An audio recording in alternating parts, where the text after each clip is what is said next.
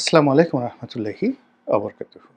সম্মানিত দর্শক, আপনারা যদি বর্তমান অন্তর্বর্তীকালীন সরকারের যারা উপদেষ্টা রয়েছেন তাদের কর্মকাণ্ড, কথাবার্তা লক্ষ্য করেন, দেখতে পাবেন যে তারা অলমোস্ট সবাই খুব স্থির, কথা কম বলছেন, মিডিয়াকে সময় দিচ্ছেন কম এবং দীর্ঘমেয়াদে সরকারে থাকার জন্য যে দৃঢ়তা দরকার সেই দৃঢ়তা তারা প্রদর্শন করছেন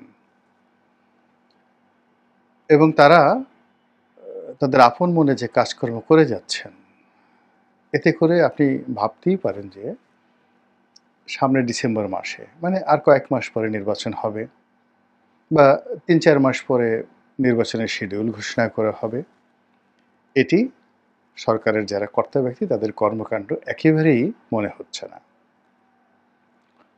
দ্বিতীয়ত, ডক্টর মোহাম্মদ ইউনূস প্রধান উপদেষ্টা রূপে তার যে আত্মবিশ্বাস, ইন্ডিপেন্ডেন্সি এবং তার যে সার্বভৌমত্ব, এটি ক্রমশ দিন দিন বেড়েই চলেছে। প্রথম দিকে তাকে আমরা অনেক দুর্বল অবস্থায় দেখেছিলাম। তিনি কথায় কথায় ছাত্রদের প্রতি কৃতজ্ঞতা জ্ঞাপন করতেন এবং ছাত্ররা যে কোনো দাবি দাওয়া নিয়ে গেলে, কথা বললে তিনি সেটি আমলে নিতেন, ভয় পেতেন, সংকোচ বোধ করতেন বা কৃতজ্ঞতা প্রকাশ করতেন। এটি এখন শূন্য। দ্বিতীয় হলো যে তাকে যারা দুর্বল মনে করতেন, সভা সমিতি মিটিং মিছিল করে সবাই কিছু হলেই সচিবালয় ঘেরাও করো, রাজুতে যাও, তারপর রাস্তাঘাটে যানজট তৈরি করো আর প্রধান উপদেষ্টার বাসভবন ঘেরাও করো। এটি এখন শূন্যতে নামিয়ে আনা হয়েছে।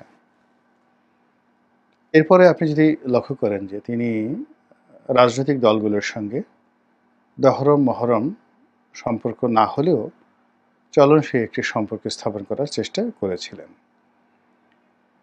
তো সেই জায়গাতেও তিনি বেশ একটা স্বতন্ত্র বৈশিষ্ট্য তৈরি করে ফেলেছেন এবং রাজনৈতিক দলের যারা নেতৃবৃন্দ, আগে যারা যমুনাতে যাওয়াটাকে ডাল ভাত মনে করতেন বা ডক্টর মোহাম্মদ ইউনূসকে যে কোনো কথা বলা বা শুনিয়ে আসা একেবারে যাকে বলা হয় ডাল ভাত মনে করতেন, তারা এখন সেই জিনিসটি মনে করছেন না। সবচেয়ে ভয়ঙ্কর যে বিষয়টি সেটি হলো কিছু রাজনৈতিক দল এবং কিছু ব্যক্তি এবং কিছু গোষ্ঠী,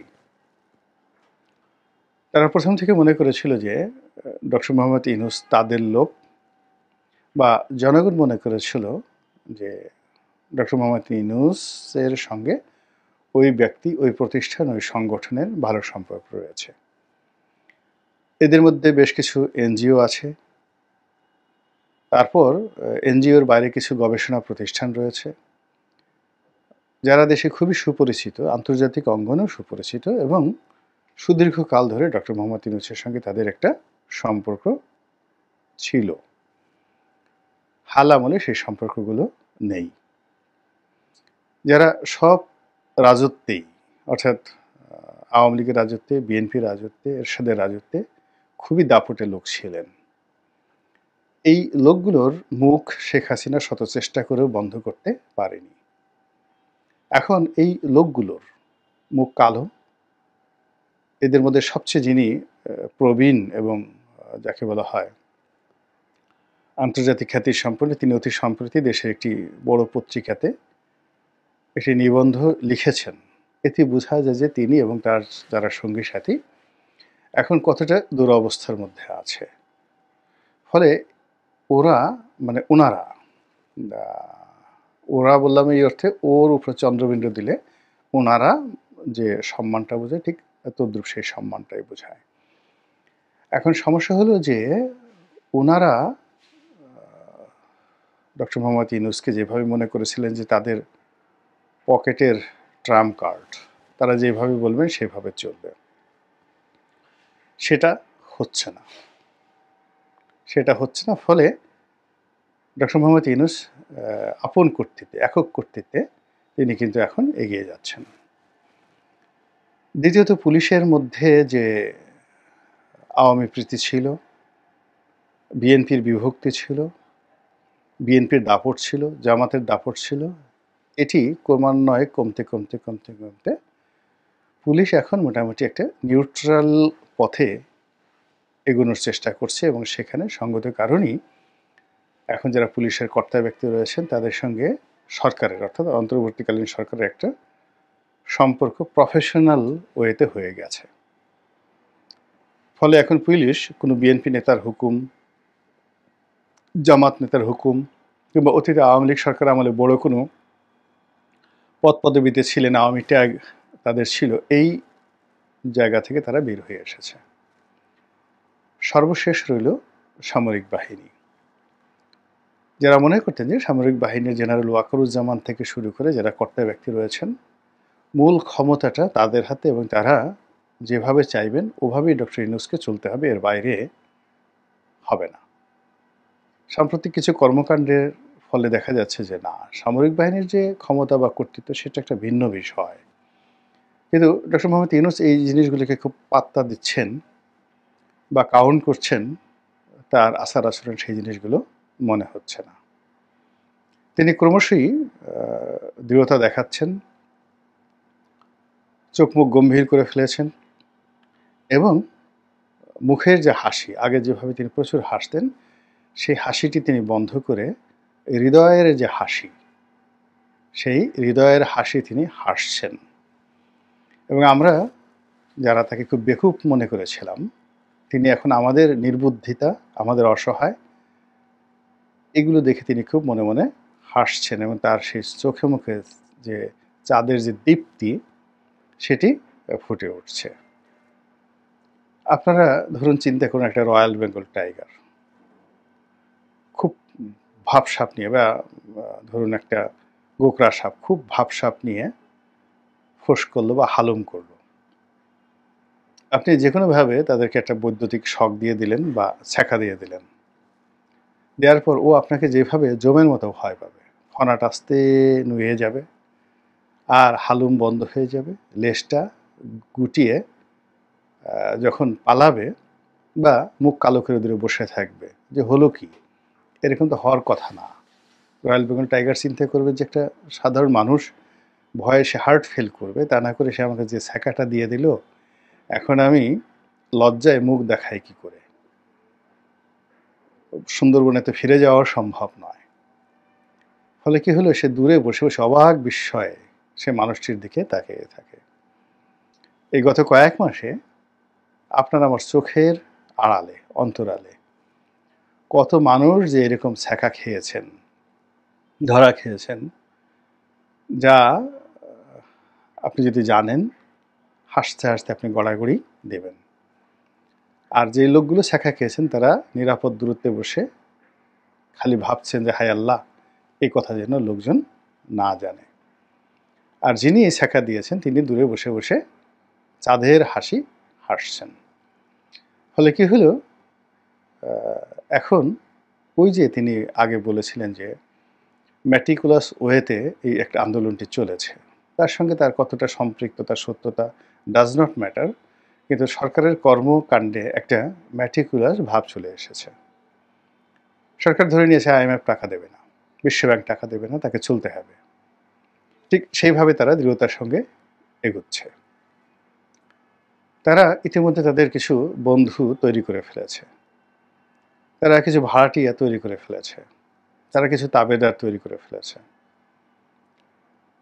একটা ডিপ স্টেট মানে তৈরি করার জন্য, আমেরিকার ডিপ স্টেট না, প্রতিটি রাষ্ট্রের একটা ডিপ স্টেট থাকে, একটা কিচেন ক্যাবিনেট থাকে, একটা অলিগার শ্রেণী থাকে। এবং রাজনীতিতে আপনি যদি শাইন করতে চান, তবে বিখ্যাত একটা বই আছে, অতি সম্প্রতি, এটা বাংলাদেশে বা ভারতে এখনো ছাপা হয়নি, ডিকটেটরস হ্যান্ড নোট। স্বৈরাচারের যে প্রথম পাঠ, আপনি স্বৈরাচারী হবেন, শক্তিশালী হবেন, এটার জন্য আপনাকে কি কি করতে হবে, যে কাজটি আজ থেকে ৫,০০০ বছর আগে রাজারা করেছিলেন, ঠিক একই কাজ হিটলার করেছেন, একই কাজ ইন্দিরা গান্ধী করেছেন, শেখ হাসিনা থেকে শুরু করে যত রেজিম সবাইকে মোটামুটি সেই কাজগুলিই করতে হয়েছে।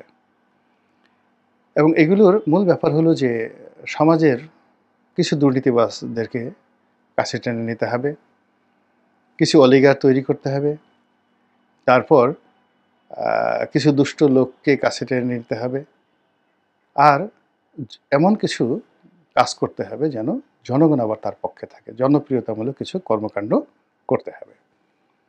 আবার সঙ্গে সঙ্গে কিছু মানে জনগণকে উস্কে দিয়ে একে অপরের বিরুদ্ধে মানে তাদেরকে ব্যস্ত রাখতে হবে।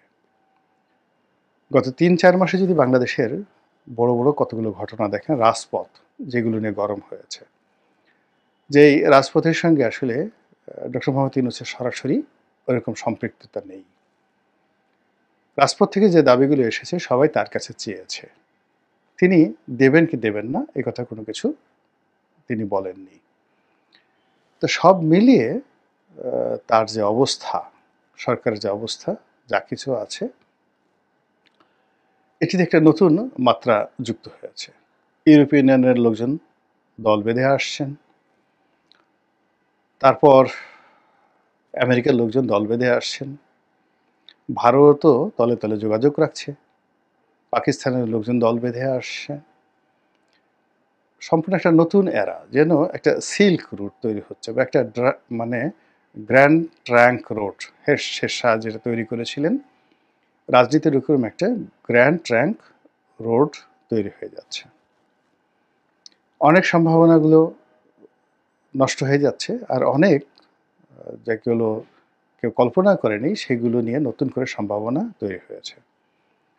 রাজনীতির হিসাবপত্র এই কয়েক মাসে একেবারে উল্টে গেছে, আর এখন সামনে যে রাজনীতি, সেই রাজনীতির যে পরিণতিটা, এটা আপনি আমি কেউ কল্পনা করতে পারছি না, কিছুই কল্পনা করতে পারছি না কোনটা কি হবে না হবে। তো যখন পানি ঘোলা হয়, কুয়াশা থাকে, কিংবা ঠিক সমস্ত কিছু একটা ঘূর্ণিপাক, সব কিছুর একটা ঘূর্ণিপাক তৈরি হয়, তখন কিন্তু মানুষ দিশেহারা হয়ে যায়। আপনাকে যদি কেউ ধরে চারিদিকে এইভাবে ঘুরিয়ে ঘন্টা ৩-৪ ঘুরিয়ে ছেড়ে দেওয়া হয়, আপনি পড়ে যাবেন, চিত হয়ে পড়ে যাবেন। ঘূর্ণিপাক এমন একটা বিষয়।